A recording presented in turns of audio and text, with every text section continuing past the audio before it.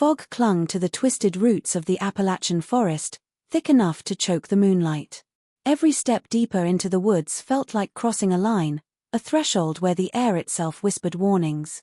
There was a cabin ahead, shrouded in rot and shadow, its broken windows like blind eyes staring into the soul of anyone foolish enough to enter. The hiker had heard rumors of this place, stories told in half-whispers about a family that had lived in isolation for decades, but nothing could have prepared them for the smell of decay that rolled from the earth itself. Broken toys jutted from the moss, their colors long dead, while hand-carved symbols scarred the surrounding trees, crude warnings written in a language only the forest seemed to understand. Somewhere beyond the mist, a child's laughter, or perhaps its echo, threaded through the air, high-pitched and unnatural, curling around the gnarled trunks like smoke. And then, beneath the hollow branches, a mound of dirt, freshly turned, stood like a sentinel. Something had been hidden here, something forbidden, something that had been buried while the forest watched in silence. The wind shifted, carrying the faintest whisper of life beneath the soil, a tremor of sound that made the hiker's blood run cold, and a realization settled like ice. The horrors of this family were not just legends. They were alive, and waiting. The forest stretched endlessly, a dense wall of trees so thick that sunlight barely touched the ground, leaving everything in perpetual half-light.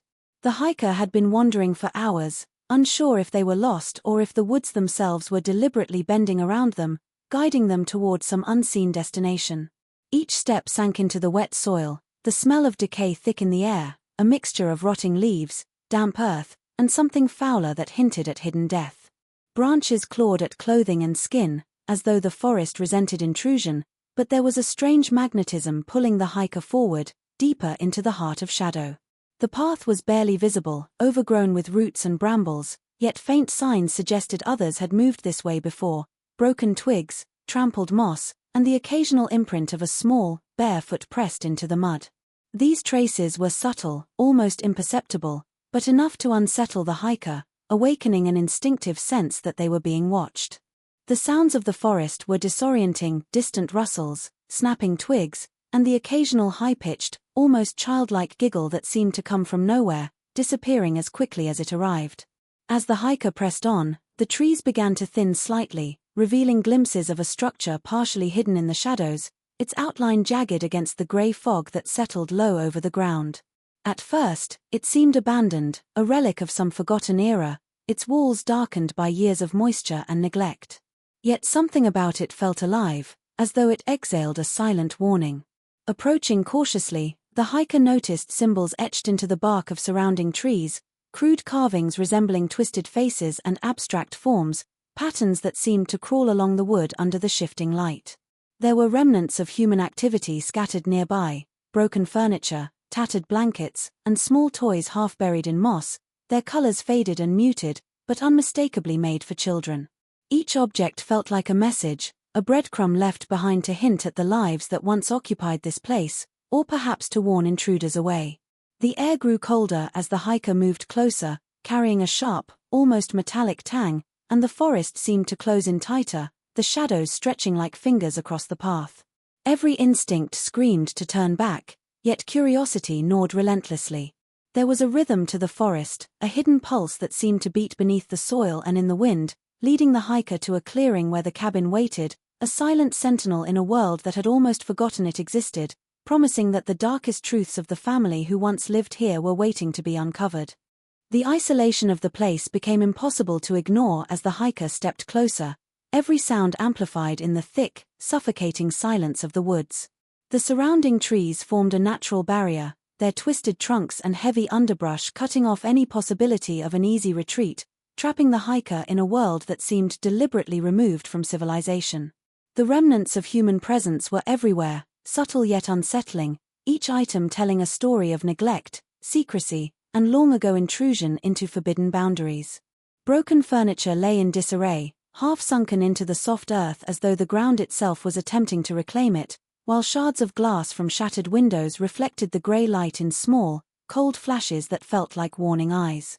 Toys, once bright and cheerful, were faded, rotted, or covered in moss, scattered as if left in a hurry, yet arranged with a strange, almost ritualistic care, hinting at the unnatural order imposed by their keepers.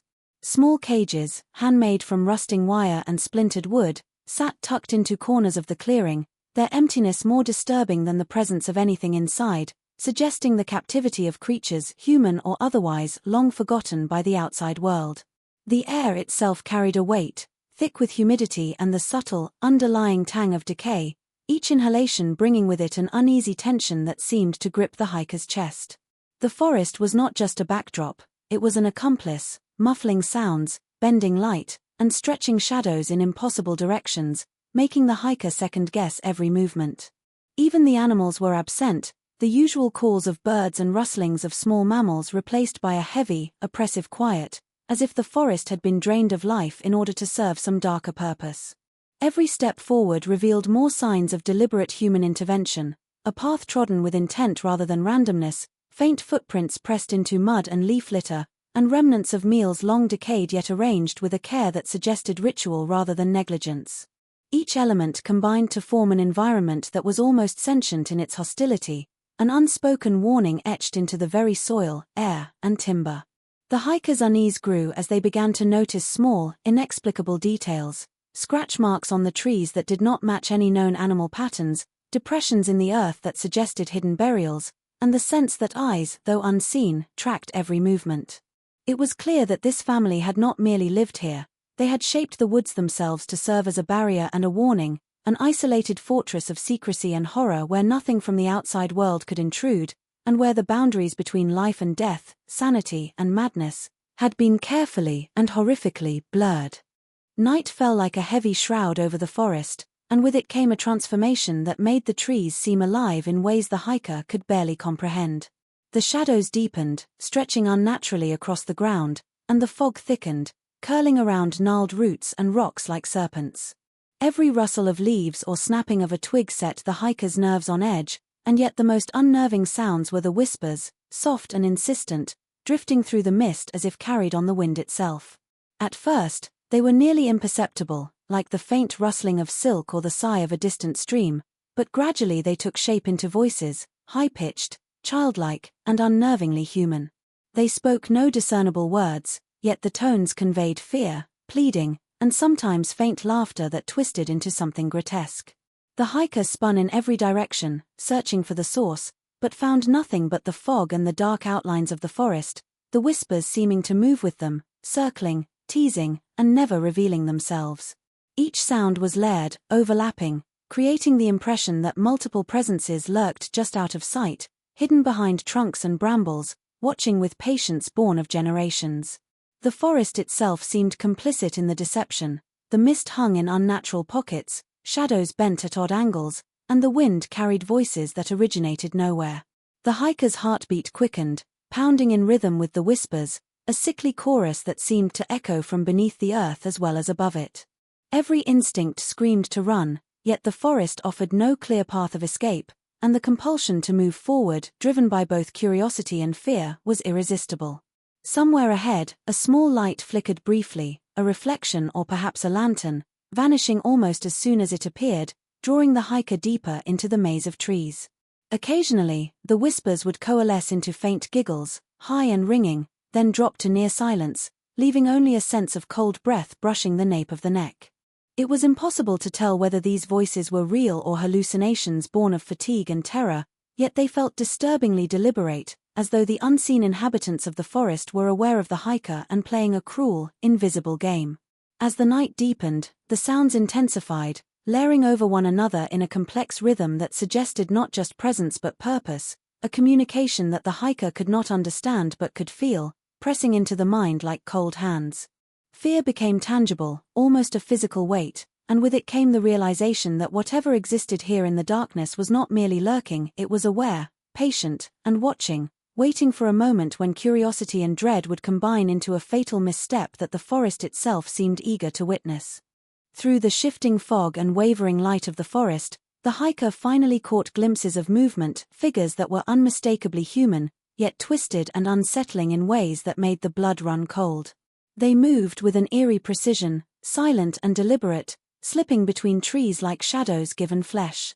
At first, the hiker thought the mind was playing tricks, shapes of branches or fallen logs cast in strange patterns by the moonlight, But the details were undeniable.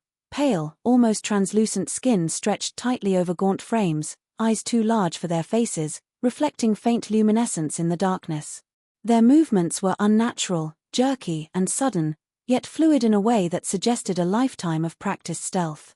Each figure seemed aware of the hiker without revealing itself fully, peering from behind trunks or crouching in the underbrush, just enough to be noticed but never caught directly in the gaze. The hiker's pulse quickened as the figures began to emerge more clearly, a mother with thin, stringy hair clinging to her face, a father hunched and emaciated, children of varying ages whose bodies carried grotesque hints of inherited deformities, as though genetics had been warped deliberately over generations. They were not aggressive at first, merely watching, as though deciding whether the hiker was intruder, prey, or curiosity. The forest seemed to acknowledge their presence, shadows bending around them in ways that obscured full view, giving the impression that the family and the woods were one entity, intertwined and protective of their secrets. A sudden scuff of leaves underfoot betrayed the hiker's location, and one of the figures froze, its head tilting unnaturally, eyes locking on the intruder with an intensity that sent a shiver down the spine. The other figures melted back into the darkness, but their awareness lingered, a suffocating pressure that weighed on the hiker's mind.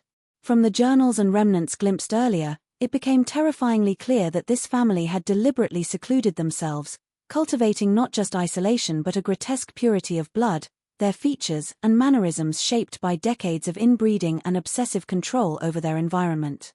Every glance, every subtle gesture spoke of secrets kept for decades, rituals enacted in silence, and a worldview that placed them outside normal morality.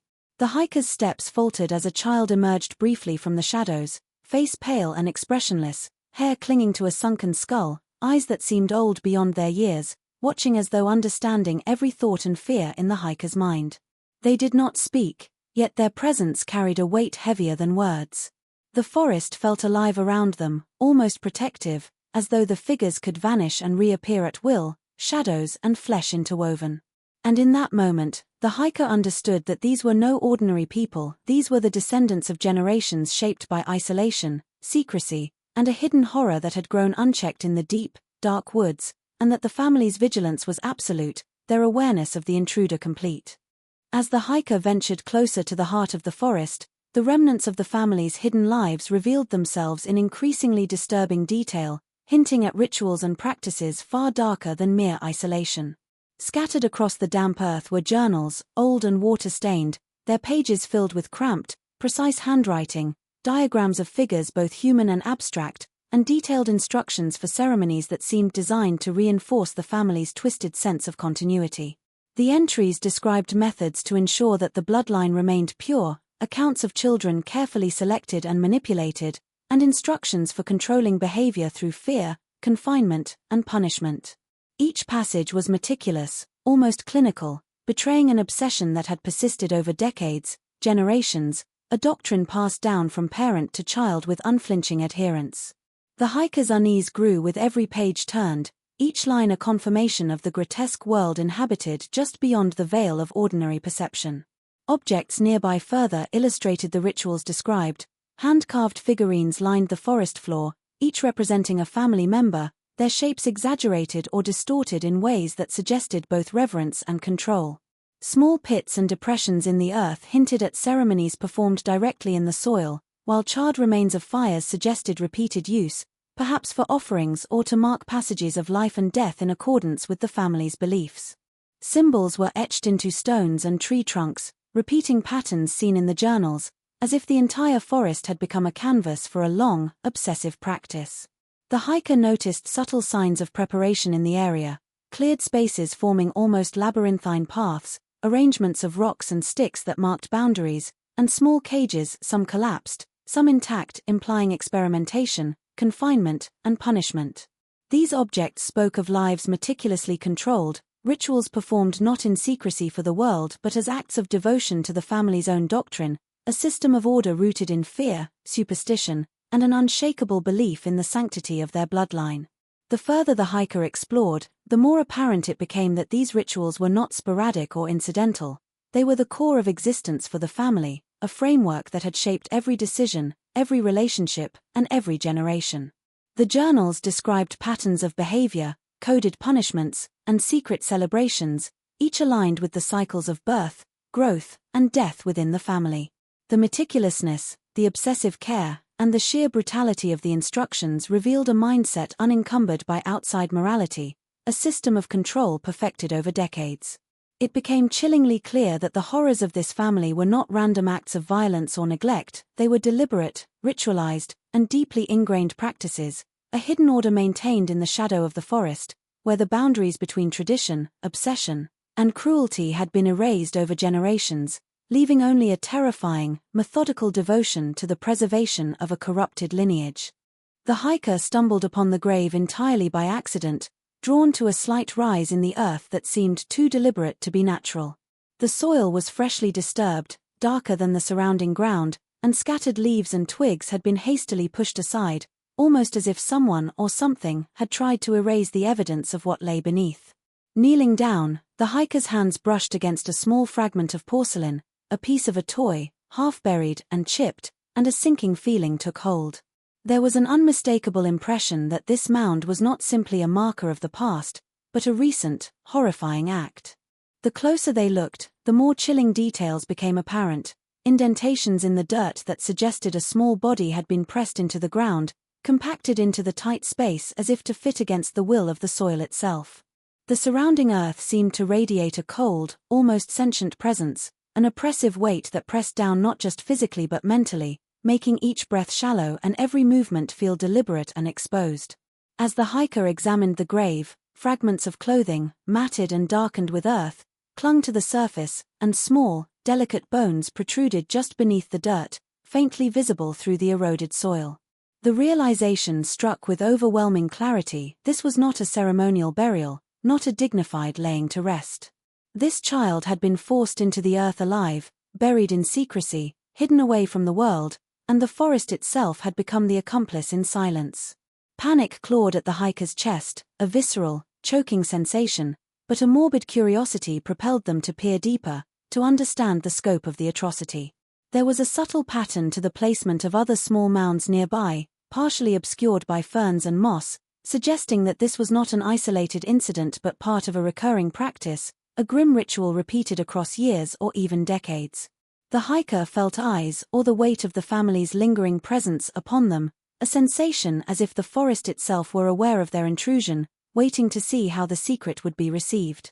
Every instinct screamed to retreat, yet the evidence of the child's fate demanded acknowledgement, a silent witness to horror beyond comprehension. The whispers from earlier nights seemed louder here, more urgent, carrying fragments of sound that resembled faint cries or gasps, twisting in the mind to hint at the terror endured in those final moments beneath the soil. It was impossible to separate imagination from reality, yet the signs were undeniable. The earth bore witness to a crime so visceral and deliberate that it transformed the forest into a repository of unspeakable suffering, a place where the innocence of life had been smothered beneath the calculated hands of those who considered themselves its guardians, and where the hiker could feel the lingering echo of that horror reverberating through the cold, damp air and the still shadows of the trees. The forest seemed to close in as the hiker tried to step back, a sudden awareness that they were no longer alone settling over them like a living shroud. A figure emerged from the shadows, moving with unnatural silence despite the uneven forest floor, its presence immediately commanding attention. The hiker froze, heart hammering, as the figure stepped fully into view, a man, gaunt and pale, his eyes unnervingly large and dark, framed by strands of stringy hair. He said nothing at first, simply studied the hiker with an intensity that made the air feel thick and suffocating, as though the weight of his gaze could bend the will. Behind him, others emerged, women and children, each with features warped by generations of inbreeding, their movements deliberate, almost rehearsed. There was no hesitation in their approach, no confusion at the intruder. It was as though the hiker's presence had been anticipated for some time, and their arrival fit seamlessly into a plan older than memory. The hiker stumbled over words, trying to explain themselves, but the figure's eyes never wavered, and his silence communicated far more than speech could convey, a chilling assertion of authority and possession, a declaration that the forest and all within it were under his control. Then, almost imperceptibly, a smile twisted across his thin lips, cold and knowing, as he circled the hiker slowly, like a predator assessing prey, highlighting the unnatural precision with which the family moved as a unit.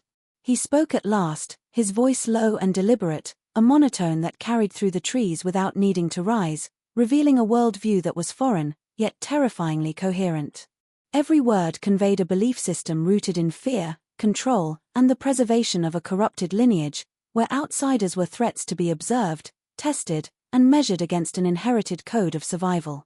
The children, standing slightly behind, mirrored his expressions and gestures with eerie synchrony, reinforcing the sense of a family molded not by nurture but by generations of strict control, isolation, and a rigid, uncompromising order.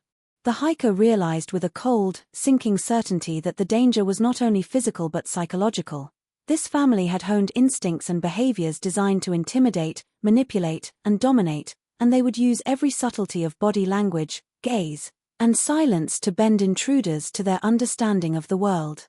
The forest itself seemed to participate in the confrontation, shadows stretching and flickering in time with the family's movements, amplifying the sense of being trapped in a living, breathing entity that was both protector and prison. The hiker's mind raced, weighing flight against reason, curiosity against survival, and in that charged moment, they understood that the family's awareness was total, their patience inexhaustible, and that any misstep, any hesitation, could turn observation into violence, and that the very forest itself had been trained over decades to ensure no outsider left with the knowledge of what truly transpired within its hidden depths. As the hiker's eyes adjusted to the dim light filtering through the dense canopy, the true scale of the horror slowly revealed itself. Scattered among the underbrush were depressions in the earth, shallow mounds partially hidden beneath moss and ferns, each one more deliberate than the last. At first, they seemed like natural anomalies, minor shifts in soil caused by roots or rain, but closer inspection revealed grim details, fragments of cloth, small skeletal remains, and impressions of tiny hands pressed into the dirt. It became unmistakably clear that these were graves, hastily concealed yet carefully maintained over decades, each marking the site where a child had been buried alive. The hiker's stomach churned at the realization that the whispers heard in the night, the fleeting laughter that had twisted into terror, and the oppressive presence that had weighed on every step were not hallucinations, they were echoes of a lineage of suffering deliberately hidden by the family. Evidence suggested this was a recurring practice, a ritual conducted not out of malice alone but from a perverse devotion to preserving the purity of the family's bloodline. The more the hiker uncovered, the more apparent it became that generations of children had been sacrificed, their lives extinguished under the soil while the forest remained a silent witness. Objects found near the graves reinforced the ritualistic nature of the acts, small carved figurines, remnants of candles, and hand-drawn symbols matching those seen etched in tree bark and journals. Each artifact hinted at a systematized pattern, a chilling method applied repeatedly, designed to instill obedience, perpetuate secrecy, and sanctify the family's distorted worldview. The hiker could almost feel the weight of those long-dead children pressing from beneath the earth, their presence lingering in the cool, damp air, mixing with the metallic tang of soil and decay. Shadows shifted in unnatural ways, and faint, almost imperceptible sounds, whimpers, cries, tiny gasps, seemed to emanate from the very ground itself. The forest was no longer merely a setting, it had become a repository of suffering, a place where the cries of the buried had been absorbed into roots and stones, turning the landscape itself into a vessel of horror. The realization struck like ice through the veins. The family had built a legacy not just of secrecy and isolation, but of deliberate, repeated cruelty, a systematic erasure of innocence that had left the forest itself complicit. Each mound, each whisper, each fragmented artifact told a story too monstrous to comprehend fully, yet impossible to ignore, and the hiker felt the suffocating truth settle in. The scale of the atrocities was vast, the methodical nature of the acts undeniable, and the forest had swallowed decades of terror that still lingered in the shadows, waiting for any intruder foolish enough to witness it firsthand. Panic surged through the hiker's veins as the realization hit that retreat was no longer a simple option. The forest, once a maze of neutral shadows, now seemed to pulse with an almost predatory awareness. Branches whipped at clothing and skin, as though intentionally seeking to slow escape, and the fog thickened unnaturally, obscuring familiar landmarks and twisting paths into disorienting loops. Behind them, the faint rustle of movement became louder, accompanied by soft, deliberate footsteps that never faltered, echoing off unseen trunks in a rhythm that matched the hiker's own racing heartbeat. Glancing back, the hiker glimpsed the figures emerging from the shadows, their pale faces illuminated by fleeting shafts of moonlight, eyes glinting with an intelligence both cruel and calculating. The children were there too, trailing silently, their movements unnervingly precise, as though trained from birth to anticipate every escape attempt. Every instinct screamed to run faster, but the terrain itself seemed to betray the hiker, roots and mud conspiring to trip each step, the forest floor turning against them in sudden, treacherous shifts. Small snares and traps hidden beneath leaves and branches snapped or rattled, warning of dangers designed to slow or injure, and the hiker's chest tightened with a mounting sense of dread. The family's pursuit was relentless but measured. There was no need for haste, only the quiet, suffocating certainty that they would close the distance in time, that the forest itself had been molded over generations to protect the secrets of its inhabitants. Every turn, every shadow, seemed to harbor a new threat, the glimpses of figures disappearing into mist, the soft giggles that warped into harsh, chilling laughter, the occasional clatter of objects dislodged by unseen hands. The hiker's lungs burned, muscles screamed, but the mind remained acutely aware of the stakes. One misstep, one faltering moment, and the forest would deliver them into the waiting hands of the family who had perfected both concealment and terror.